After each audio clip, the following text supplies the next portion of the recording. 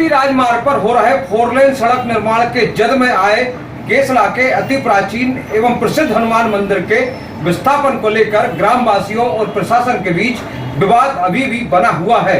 क्योंकि हनुमान जी के नए मंदिर का निर्माण प्रशासन द्वारा प्राचीन मंदिर की भव्यता के हिसाब से नहीं किया गया है और इसके निर्माण कार्य में घटिया निर्माण सामग्री लगाई गई है, यह आरोप भी ग्रामवासी लगा रहे हैं। नर्मदापुरम जिले के एकमात्र आदिवासी विकास खंड केसला का मेन मुख्यालय केसला, जो एक ग्राम पंचायत भी है और एक प्रकार से एक छोटा अर्बन क्षेत्र भी है, और इस छोटे अर्बन क्षेत्र आदिवासी विकास खंड केसला से ही निकला है राष्ट्रीय राजमार्ग का 4 लेन मार्ग, जिसका नव निर्माण कार्य इन दिनों जारी है। और इस 4 लेन की जद में ही केसला का 125 वर्ष पुराना वह प्रसिद्ध हनुमान मंदिर आ गया है, जिसमें संपूर्ण आदिवासी विकासखंड केसला के जनमानसों की आस्था बनी हुई है। इस दक्षिणमुखी हनुमान मंदिर के विस्थापन को लेकर बीते 6 महीने से ग्रामवासियों में प्रशासन में विवाद चल रहा है, जिसे लेकर आज शनिवार को नगर इटारसी के सभी पत्रकारों को केसला आमंत्रित किया गया ग्रामीणों के द्वारा, और इस दक्षिणमुखी हनुमान मंदिर के रामायण मंडल और हनुमान धाम वेलफेयर सोसाइटी के द्वारा, और इन्होंने यहाँ पर एक प्रेस वार्ता आयोजित कर इस विवाद को लेकर अपना पक्ष रखा। और जो पक्ष जब इन्होंने रखा तो वो बड़ा आश्चर्यचकित करने वाला था। मंदिर समिति के सचिव अश्वनी व्यास ने सबसे पहले कहा कि मंदिर की स्थापना सैकड़ों साल पुरानी है। केसला गांव के सभी ग्रामवासी इन्हें खेड़ापति हनुमान जी के रूप में पूछते आ रहे हैं। 4 लाइन के विस्तार में यहाँ यह स्थान आ रहा है। जब नेशनल हाईवे अथॉरिटी के अधिकारियों से मंदिर समिति के साथ बातचीत हुई तो अधिकारियों के द्वारा हमें नए मंदिर के निर्माण की ड्राइंग एवं निर्माण दरों के कागज की छायाप्रति देकर यह विश्वास दिलाया गया कि नए मंदिर का निर्माण इसी मंदिर के समान बेहतर गुणवत्ता के आधार पर होगा। किंतु दुर्भाग्य है कि ड्राइंग के अनुरूप निर्माण काम नहीं हुआ और अनेकों बार स्थानीय प्रशासनिक अधिकारियों व नेशनल हाईवे अथॉरिटी के अधिकारियों को लिखित शिकायत की गई। उसके बावजूद अधिकारियों ने जानबूझकर इन शिकायतों पर ध्यान नहीं दिया। ये NH का जो रोड बन रहा है, इसके चलते हमारे मंदिर का विस्थापन होना है। गाँव वालों की एक ही मंशा थी कि जैसा मंदिर बना है ऐसा मंदिर हमें बना के दिया जाएगा। ये बैठ जा। NH ने उस समय 6.5 लाख रुपए के आसपास की राशि सैंक्शन की थी। उसमें इस मंदिर का निर्माण कार्य करना असंभव था। गाँव वालों ने बोला कि आप ही इस मंदिर का निर्माण कार्य करके दें।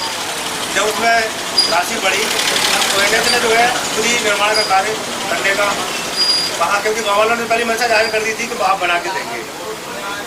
तो निर्माण कार्य शुरू हुआ फरवरी 2022 में। पहले तो रोड के किनारे से मंदिर के लिए लेआउट वगैरह शुरू कर दी उन्होंने। गांव वाले इकट्ठे हुए समिति के लोग के भाई इतने पास में बनाएंगे तो लोगों का आना जाना कैसे हो पाएगा। लोग वाहन से आएंगे, 2 व्हीलर 4 व्हीलर वाले, और रोड के किनारे में ना करें। उनके साथ आपसी सामंजस्य हुआ जब उन्होंने 20 फीट थोड़ा सा रोड को मंदिर को पीछे करने की बात शुरू की। उसके बाद गुणवत्ताओं में कमी शुरू देखने में आई, तो फिर बार बार आवाज़ उठाई गई कि भाई इस तरीके से कार्य न किया जाए। पहले एक ठेकेदार है, उन्होंने कॉलम खोदे, वो चलेगा लौट के दूसरे ठेकेदार उन्होंने बीम भरा उसका, फिर डंपरों से मटेरियल आके पटकाने लगा और उसमें जो भी बड़े बड़े पत्थर जो है, मिट्टी जो है, उससे उसकी प्लंथ भरने शुरू कर दी उन्होंने। केसला के प्रबुद्ध नागरिक और समाज सेवी कमल किशोर वाजपेयी ने पत्रकारों के सवालों का जवाब देते हुए कहा कि हिंदू सनातन धार्मिक पद्धति से हिंदू देवी देवताओं की प्राण प्रतिष्ठा की जाती है। किसी कारणवश अगर दो प्रतिमा को किसी अन्य स्थान पर ले जाया जाता है या वहां स्थापित किया जाता है तो उसका भी विधान है। मंदिर की स्थापना जन कल्याण के भाव से होती है, मगर नेशनल हाईवे अथॉरिटी और स्थानीय प्रशासन हमारे आराध्य हनुमान जी की प्रतिमा की स्थापना के लिए हठ धर्मता कर रहा है। अगर ऐसा हुआ तो देवी प्रकोप के भागी हम सबको बनना पड़ सकेगा। गाँव प्रारंभ से ही शासन के सभी कार्यों में सहयोग करता आया। आज तक हमने किसी काम का विरोध नहीं किया, सब में सहयोग है। इस मामले में भी जब भी बात आई तो हमने सहयोग किया।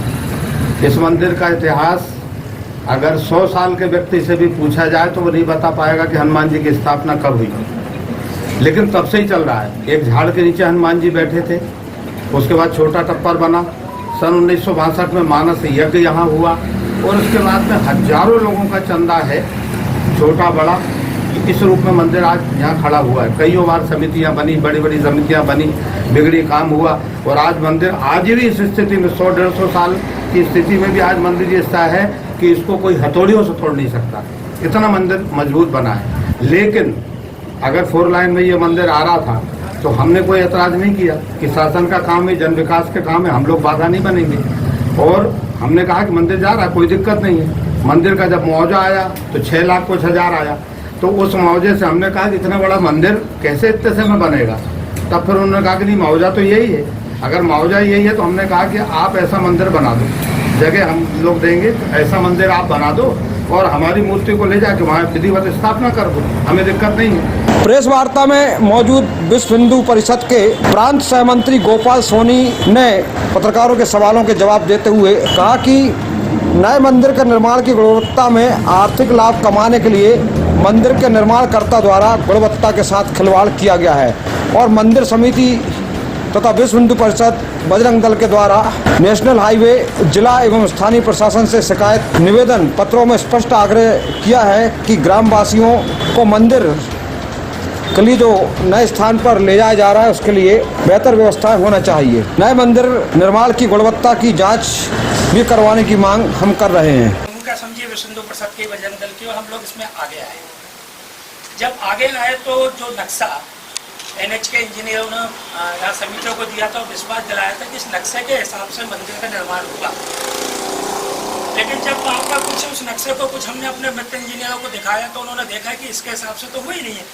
जैसे नक्शे में लिखा गया है कि जो नीचे पायल होगी ज़मीन में उसमें रेमर चलेगा, रेमर चलने के बाद कॉलम डलेंगे और कॉलम के ऊपर केप डलेगा जब जाके वो छत तक पहुँचेंगे। लेकिन ऐसा काम नहीं हुआ और कई प्रकार की इसमें अनियमितता आई। फिर उसका पूरा एस्टीमेट देखा गया तो जो उसकी एस्टीमेट बनाया, बजट बनाया मंदिर का, वो करीब 25 लाख रुपये का है। उसकी काफ़ी भी है, आप देख सकते हैं।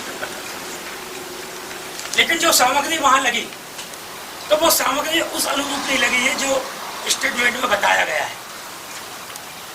बाद में जब कलेक्टर महोदय से बातचीत हुई, कलेक्टर महोदय, SP महोदय वहाँ देखने के लिए आए, उन्होंने भी इस चीज़ को माना कि ये मंदिर में गुणवत्ता में कमी है।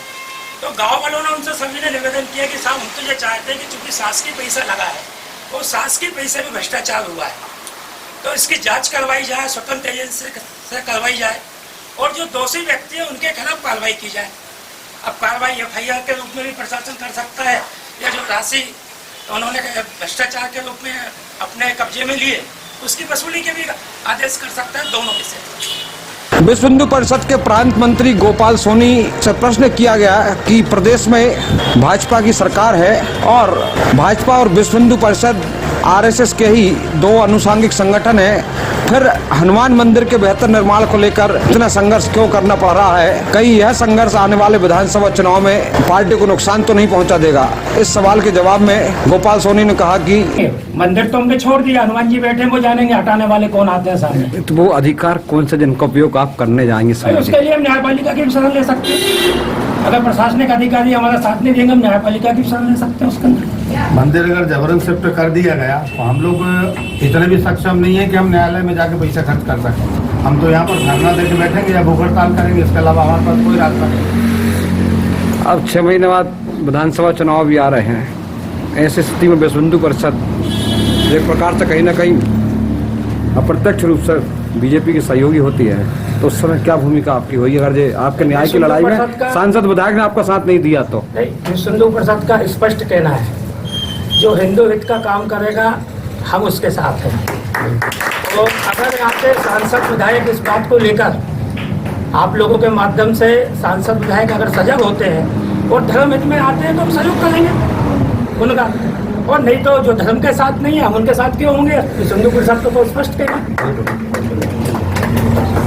उपरोक्त प्रेस वार्ता में केसला के सामाजिक कार्यकर्ता रितेश राठौर ने सभी का आभार व्यक्त किया और मंदिर समिति के सभी सदस्यों ने भी पत्रकारों का आभार व्यक्त किया और फिर सभी को इससे प्राचीन हनुमान मंदिर के दर्शन करवाने के पश्चात उस मंदिर को दिखाने ले गए जो कि नेशनल अथॉरिटी हाईवे एवं जिला प्रशासन, नगर प्रशासन के द्वारा बनवाया जा रहा है। जब इस मंदिर का निरीक्षण किया गया तो वाकई ऐसा लगा कि शासन प्रशासन महज एक औपचारिकता कर रहा है और इतने प्राचीन और भव्य मंदिर में स्थापित श्री हनुमान जी महाराज की प्रतिमा को एक छोटे मंदिर में स्थापित किया जा रहा है और हनुमान जी के साथ ही शिव जी की प्रतिमा, देवी प्रतिमा भी इस छोटे प्रांगण में स्थापित की जाएगी। वहीं इसके निर्माण कार्य की गुणवत्ता भी जब देखी गई तो वो वाकई घटिया निकली और जगह जगह से अभी से ही इसका प्लास्टर झड़ते हुए दिखाई दिया। इस संदर्भ में विश्व हिंदू परिषद के नेता गोपाल सोनी ने और